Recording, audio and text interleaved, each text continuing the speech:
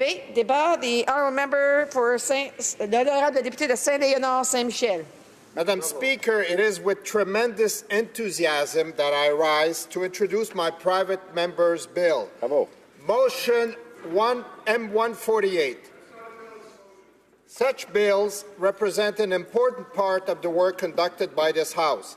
PMBs, as we refer to them around here, provide members such as myself with an opportunity to put forward and pursue a matter that is believed to be of fundamental interest for our fellow citizens. To trigger a fundamental change in their lives and to provide a tangible solution to a problem currently impacting their lives. It is with great pride that I apply myself in my duties as Member of Parliament for Saint-Léonard-Saint-Michel. I represent good people who on a daily basis further themselves to improve their lives and those they hold dear, and thus ensuring that we all have a better country that we can all be proud of. I feel very humbled when I witness the trust they place on me. While I resisted the pressure and invitations to become a candidate for public office because of my concerns about my family and profession, all my constituents know that when I accepted, I did so with all my determination, energy, and enthusiasm. It was equally clear that I would continue to pursue activities that both define me and enrich my experience as a parliamentarian. And thus, I continued my practice of law, my teaching, my research and book writing activities, my involvement with charities, and most important of all, my work as an advocate for road safety. Work which brings me back to an important motivation and guiding principle in my decision to enter public service.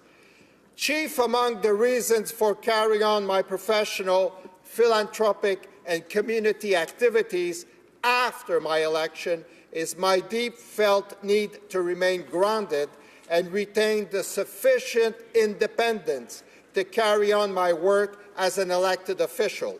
I am fully mindful that because of my decision to remain an active law practitioner and by virtue of the prevailing rules in place, I am precluded from ever occupying a cabinet position. As I will explain shortly, my personal journey and the objectives that I set to attain while having the privilege of being an integral part of this institution more than make up for any opportunity that I might be foregoing. Tout comme vous, Madame la Présidente, j'observe que de nos jours, nos concitoyens adoptent de saines habitudes de vie. Paradoxalement, en ayant des vies actives, ils mettent ainsi à risque leur vie, puisque les accidents sont la première cause de décès pour les Canadiens de moins de 45 ans. Je note que cette donnée comprend tous les accidents, et non seulement ceux de la route, mais elle comprend substantiellement ceux de la route. Le Canada a vécu une grande tragédie dans les années 2000 quand 158 de ces hommes et femmes en uniforme ont donné leur vie pour leur pays dans une guerre qui s'est échelonnée sur une décennie. Pourtant, au cours de cette même période, c'est près de 100 fois plus de personnes qui sont mortes lors d'une collision impliquant la drogue et l'alcool. Il s'agit d'une tragédie sans nom. On parle de près de 15 000 personnes qui sont ainsi décédées. Madame la Présidente, si une guerre prend fin, il n'en est rien pour les fatalités de la route. Aujourd'hui, comme à chaque jour, et ce, aujourd'hui même, 4 Canadiens sont décédés des suites d'une collision impliquant l'alcool ou la drogue. Tragiquement, le drame ne s'arrête pas là. s'y ajoutent les blessures graves avec leur lot de paralysie, d'amputation et d'autres limitations fonctionnelles. Il faut ensuite encore ajouter toutes les autres blessures et leurs conséquences, en plus des dommages matériels, les dépenses d'hospitalisation et les frais de santé, ainsi que les pertes corrélatives subies par la société. La criminalité. La police a déclaré plus de 72 000 affaires de conduite avec facultés affaiblies en 2015. La conduite avec facultés affaiblies est l'infraction la plus courante dans les causes entendues par les tribunaux de compétences criminelles. Il s'agit de l'acte criminel qui cause le plus de décès au Canada. Le cannabis, maintenant. En ski et en ce moment même, des Canadiens conduisent sous l'effet du cannabis. Ce cannabis est présentement vendu par des bandes criminalisées. Ces gangs de criminels ne sont motivés que par le profit et ne sont liés par aucune obligation quant au bien-être et la sécurité de leurs clients. Il va de soi qu'avec l'arrivée de la légalisation du cannabis, sa consommation va continuer et le problème de la conduite avec facultés affaiblies par le cannabis va demeurer. Il s'agit d'une ère nouvelle qui requiert une approche nouvelle et une intensification de la prévention. La légalisation du cannabis soulève de nombreuses inquiétudes quant à son impact sur la conduite automobile. Par contre, cette même légalisation permet d'entrevoir des espoirs nouveaux. En effet, il sera possible d'envisager une poussée dans la recherche portant sur le cannabis, sur ses effets et surtout sur les techniques permettant d'évaluer avec précision les conséquences de sa consommation sur l'aptitude à conduire un véhicule automobile à un moment donné. Tout à fait. Collision et non-accident. Dans le langage courant, nous avons tendance à considérer, ou à tout le moins à référer, à un décès causé par un conducteur ivre comme étant un accident, alors qu'il n'y a rien d'accidentel dans la chose. Il s'agit certainement d'une collision, laquelle n'a rien d'accidentel. La technologie, maintenant. On ne peut discourir sur la tragédie que constitue la conduite avec facultés affaiblies sans mentionner les progrès réels survenus au cours des dernières années. Ces progrès, bien que significatifs, ne permettent pas d'oublier le nombre effarant de décès qui continuent de survenir, en plus des blessures graves. Surtout, et je le répéterai, rien de cela n'aurait été possible sans les efforts de prévention des nombreux intervenants dans le domaine.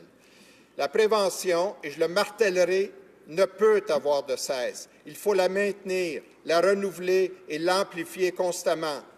Il y a plus. La technologie doit également venir au secours et au renfort de la prévention.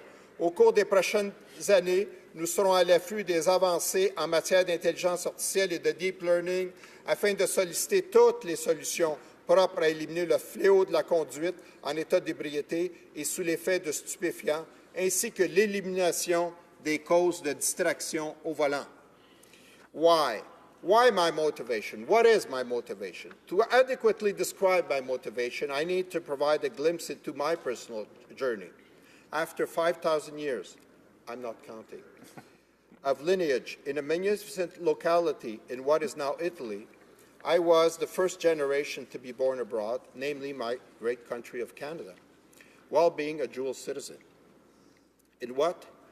Where I was born was, at the time, the poorest area of the poorest neighborhood in Canada. While being poor, we never felt poor because we had one another. My father is a survivor of the Nazi camps, where he faced forced labor, the harshest of physical and psychological punishments, and hunger on a daily basis. Both he and my mother devoted themselves to their families while instilling the values and the virtues of hard work and service to the community. That is what brought me to be a founder of the largest ethnic cultural center in Canada, the Leonardo da Vinci Center, on the board of which I remain to this day and where I have established my riding office. Madam Speaker, then there was a call. In my case, it all began with a phone call in the middle of the night on July 24, 2010. The phone stopped ringing. Before I could answer, I went back to bed, and shortly after, it rang again. It rang again. When I answered, the caller identified himself as a physician in the emergency ward of the Montreal General Hospital. Claudia, one of my 3 daughters, had been brought there after being in a car that struck a tree at very high speed, actually at 140 kilometers an hour. She was in critical condition, had brain bleeds, multiple fractures, and was in a coma. I did not recognize her when I saw her. The physician insisted that I get to the hospital as quickly as possible. He kept repeating and asking if I understood what that meant. It was the summer of Claudia's 16th birthday, after a midsummer school reunion. She was awaiting a taxi with 2 of her friends when a young man offered to drive the girls home. Despite their initial refusal, they accepted. Claudia and her friends, Justine, arrived at the hospital while being between life and death. Claudia was in a month-long coma before waking up, completely paralyzed. I was told she would never walk again. Madam Speaker, I never accepted the initial reports that she would not make it. Claudia, on the other hand, never accepted the notion that she would not walk again. Today, Madam Speaker, I simply need to turn my head, and I see a living miracle every time I look at her.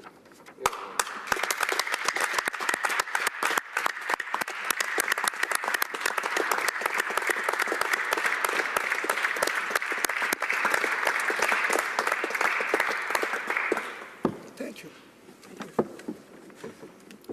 Now she attends McGill Law School. She is the youngest member on the board of directors of a public corporation in Canada's history. She was awarded the distinction of the Young Quebecer leading the way for 2017. She ran 2 half marathons, all that because of her tireless advocacy in matters of road safety and particularly impaired driving prevention. She's a survivor and a miracle. However, Justine, who was with her in the car, is still in the hospital, having gone through another surgery this week. Claudia asked me that I salute the member for Souris, Moose Mountain, for his inspiring words of wisdom that he shared with me and with her this morning, and also to salute the member for Rivière-du-Nord, whose son was lost in a similar tragedy. What I did is I dissected the events. I had ample time to reflect, and that's where I created Cool Taxi with the fathers of the 2 other girls, which offers the option of a safe ride home and gives an opportunity that didn't exist before. What we see also is that the number of deaths in Quebec, as elsewhere in Canada, but in Quebec, the figures, we used to lose 100 kids a year between the age of 16 and 25. Now we lose 50. That means that every year there are 50 kids that are alive. They are there, and this is year after year after year. I want to salute all those that participated in the round table this morning. Give a particular salute to Teresa Ann Kramer, MAD, and all Fondation Jean Lapointe, Canadian Center on Substance Abuse, Arrive Alive, Alcohol Prevention. And also, Madam Speaker, ce que je veux insister, et ce sur quoi je veux mettre l'emphase, c'est que les gens peuvent modifier leur comportement et ils arrivent à modifier leur comportement par la prévention et par la prévention de tous les bénévoles et tous les groupes qui interviennent en la matière. Et ce que je demande, c'est que ces effets combinés soient faire en sorte de mettre fin à ce fléau. Et ce que je demande à mes collègues, c'est ceci. Disons oui à faire une différence. Disons oui à la sécurité routière. Disons oui à la prévention. Disons oui à sauver des vies. Et disons oui à une semaine nationale de la prévention de la conduite avec facultés affaiblies. Je vous remercie. Bravo. Bravo.